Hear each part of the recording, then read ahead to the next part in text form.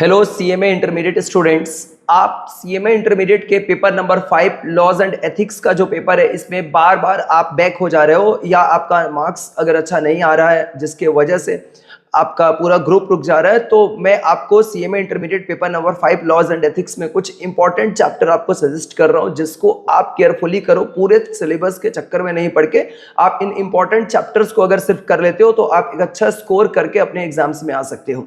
आपका companies act वाला जो पार्ट है बच्चे, ये टोटल 35 मार्क्स के एग्जाम्स में आते हैं, जिसमें ये 2 पार्ट्स में बटा हुआ है आपके इंस्टीट्यूट की बुक में।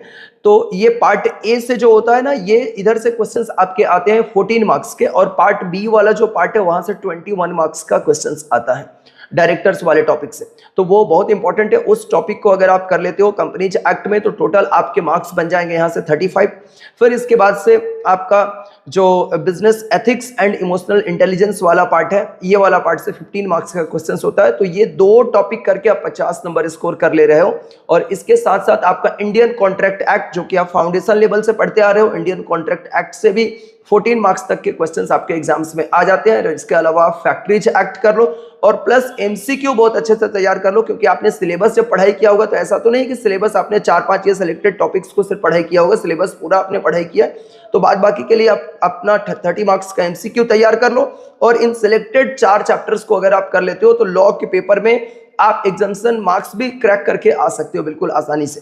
ठीक है, तो आप इस तरीके को फॉलो करो। एमसीक्यू पूरा फुल सिलेबस का कंट्रोल में लेना है, और प्लस ये 4 टॉपिक आपको अपने कंट्रोल में लेना है। एग्जामिनेशन मार्क्स बिल्कुल आप लेकर के अपने एग्जाम्स में आ सकते हो। Thank you everyone, bye bye.